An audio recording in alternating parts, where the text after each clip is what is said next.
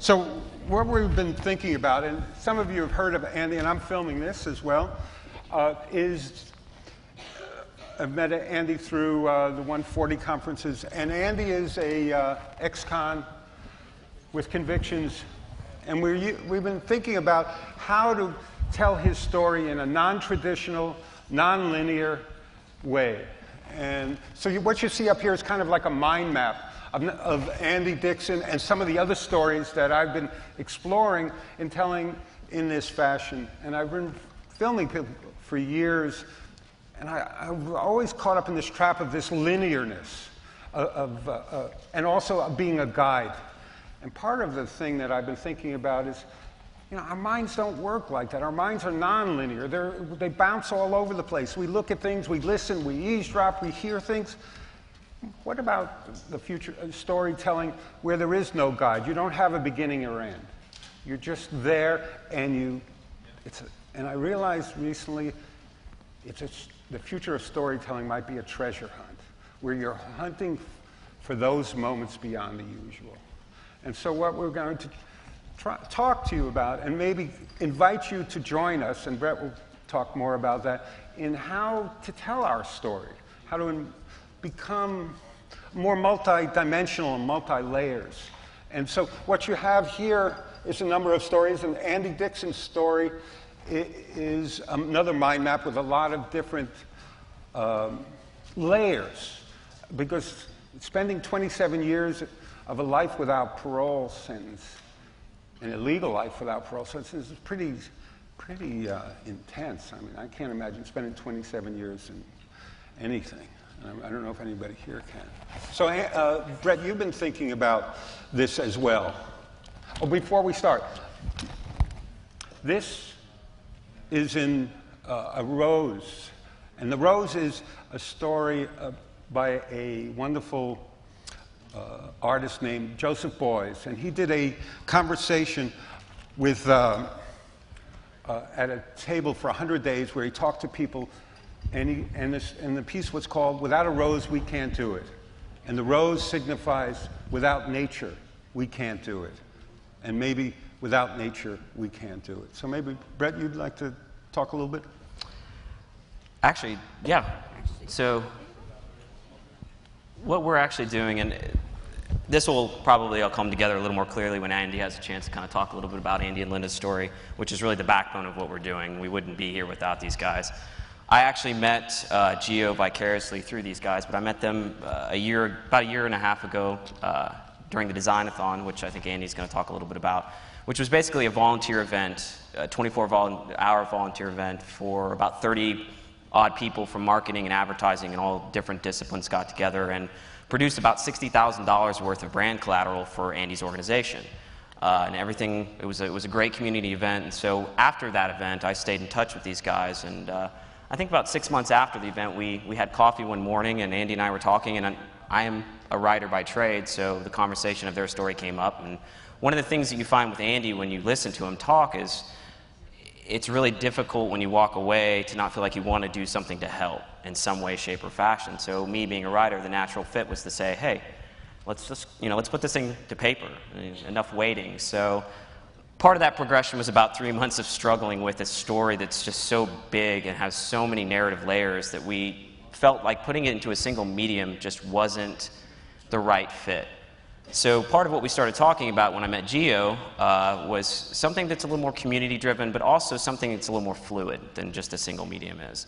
So of course we looked at transmedia and some of these other things out there that allow us to do more multi-platform content. And what we've started with, and the core of what we're doing right now, is using a blog to tell their story and to facilitate the writing process. And what I mean by that is we're using the blog to basically release parts of the book before it's actually published. So the idea with that is that we can let people kind of engage with the raw parts of the story, but also resonate and share their experiences if something in their lives, whether it be something to do with prison system itself, or if it's just the idea that you can reinvent yourself despite physical or emotional or economical obstacles. And that's something that I think everybody in this room can relate to in some way, shape, or fashion. So the idea is this blog will hopefully facilitate that process and allow us to create something that's a little bit more community-driven than me hiding in a cave for a year and working on a book. So that's really in a nutshell what my focus is right now. You'll see on I Am Convicted is really about pretty basic right now. It's only been up for about 3-4 days, to be honest. So we're really kind of just, it's in its infancy right now. But one of the things Andy will talk about too is sort of the experience of how we've kind of gotten to this point and kind of where we're going. And one of the things he'll talk about is that there's 65 million plus odd people in America that have some kind of criminal record, and many of those are felony records. And so one of the questions that I'm asking here at the 140 conference and to the 140 community is, how can we empower those 65 plus million people to share their stories as a vehicle and as a platform for conversation, but also as a vehicle and platform for social movement, so that we can start looking at some of the 19th century behaviors of the prison system in America and figure out maybe if there's a way collectively that we can address these things.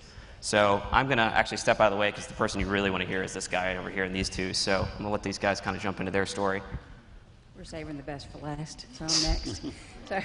So even though this is a non-linear story, in 1997 I decided to stop teaching for a while. I was a special ed teacher for 12 years, and I went into social work and got a second master's.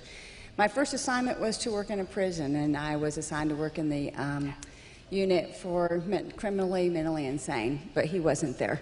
But at that time, he was the legal representative for people who were incarcerated who'd gotten write-ups or like tickets. And so at one point I was invited to sit in a group that Andy was a co-facilitator of in order to give the counselor legitimacy. And I had, after being there a little while, I asked the counselor if I could bring in a Deep October tape. And he said, "Oh yeah, that'd be good. Let's mix it up a little bit." And so I brought this tape in, and now before I started before I started this program, I'd sworn off men and said, I'm just going to get my act together, I'm going to get my career going, wasn't dating. I look over and I see this guy, him, quoting Rumi. Now Deepak Chopra's having to read it from a script, and Andy's got it in his head, and I'm going, wow, some lady's going to be really lucky to get him. But I thought he was like 10 years younger than me, so it wasn't me. So I was wrong. So fast forward, I went back to teaching eventually, and last year I retired from teaching. I had always kept it a secret from the schools that I was involved with someone who'd been incarcerated. Now, during the fast forward, we had to sue in federal court to get married. He had a parole date when I met him, and they took it away. We sentenced him to life without parole.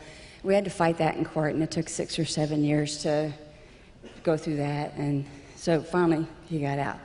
And so I didn't tell people at school about that part of my life. And the last day before that I had children, because I knew I was retiring, I told my kids, I said, you know what? Y'all need to do the right thing, make good decisions. I said, I know people who've been in prison for years. They started because they make bad decisions when they were in 5th grade, like you.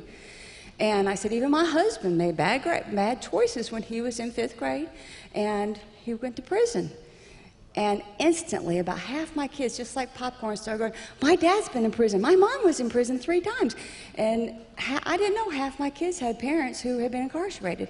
All year long, they'd been fighting with each other. If they had known they had that in common, it would have developed community in the class. I didn't know they had that in common, because we are not addressing the needs of kids who have parents who are incarcerated. And so, swinging over to Andy. If y'all don't mind, I'm going to stand up. I was sitting in an 8x10 for 27 years. I like to stretch, move around a little bit. Feels good to be out, though, I'll tell you that. One of the things that struck me when I got out of prison was the fast pace. When I went in 1978, there was a new invention called a microwave oven. And when I came out, I don't even know how to explain it other than to say there was just this new way of connecting to the world.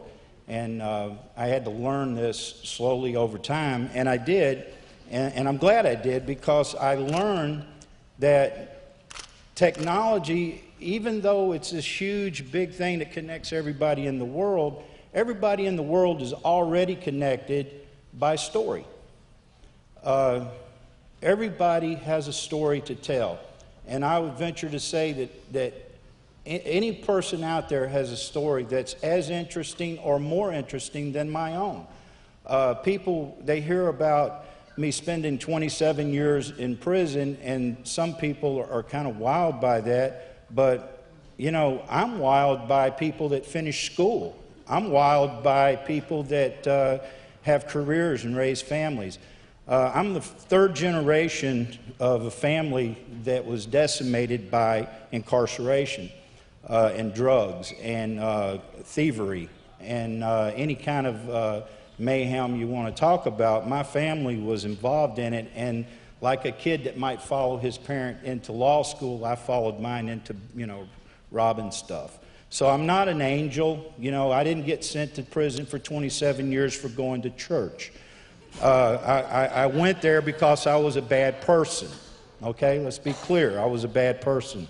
And with that said, you know, a lot of people that are classified as bad people, you know, they really, truly have some kind of emotional or borderline mental thing going on with them. And I certainly had that going on because, you know, I think a criminal act is a cry for help. I think it's a situation that ought to be handled by mental health professionals. But with that said, that's not going to happen anytime soon. We love this 19th century prison type of system we have. Until we fall out of love with it, a lot of that's not going to change. But change comes in numbers, people. And we have 65 million Americans who are disenfranchised. A lot of them can't vote. And they're walking the streets among you. I venture to say there's some sitting next to you out here, and I'm not going to out any of you. So don't worry about it. It's kind of like being gay. Keep it to yourself if you want to, or you can have a parade. You know, do your thing. But my point is, with 65 million Americans, how many people are in marketing out there? A bunch of you, right? Start thinking about these guys and gals. There's 65 million of them. And I tell you something else, too. They're starving for someone to pay attention to them. They want the help. They want the jobs. They don't want to go back to those prison cells. But that's not what you're going to hear on your news media shows. You're going to hear all this other stuff. Oh, they're just that way. Well, they're not just that way. They're kind of edged that way because they can't get jobs. Who do you think in this economy right now is at the back end trying to get in to get a job? It's people with felony records. I mean, you get on a job search, the first thing you see is, we do background checks. Okay, you're out the gate. Suffice it to say, we're trying to reach 65 million people in America that have felonies to get involved and to try to help us keep kids out of prison. But we don't just want those 65. We want everybody to get engaged. Come to IamConvicted.com. Tell us what you are convicted of. Everybody has a conviction. Everybody has something that they want to give to their communities. And I'm telling you, there's nothing I can think of better than changing somebody from a bad person to a good person. Because when I had my epiphany and made my mind up on the yard one day that I'm opting out and I will commit no more violence from this day forward, I've stuck with that, and it's the only thing in my life that I'm proud of, except for these people behind me here, like the Design-a-thon people that just, these are all volunteers that came out of the woodwork to help us do this thing. Brett, Geo, Jeff Pulver, all these people are volunteers that said, look, we got to make a movement. You got children that are being groomed right now for prison. We can do better than that, people. We can do better. And we got 46 seconds left, and I promise them we're going to get out early. So we'd like to invite you to go to IamConvicted.com. Any questions? We got 37 seconds. Any questions? Anybody? You don't have time to answer questions. We got a question right here. That's what I Am Convicted is. It started as a book, and it still will be a book, so I want to make that clear. But we're using the blog as a process of actually creating something that's like a community publishing experience instead of just self-publishing. So that's what we're aiming for. But we're also aiming for conversation. We appreciate advice, feedback. You know, we're not looking to necessarily blaze our own path and say this is the only way to do this. We're looking to do this, but also gain community feedback so that we can hopefully build something that's bigger than us. And so that's really the larger picture that we're looking at. And we want everybody to add their story. You don't have to be a convict to be convicted of something, okay? I mean, I'm positive, all you guys out there and gals, y'all have convictions. Okay. What are you convicted of? And we'd like for you to add that to the narrative. Thank you very much. So come to socialsculptures.com, to I Am Convicted or youthturns.org. Thank you guys. Thank you. Well, you're great. Geo, off stage. Gotta go.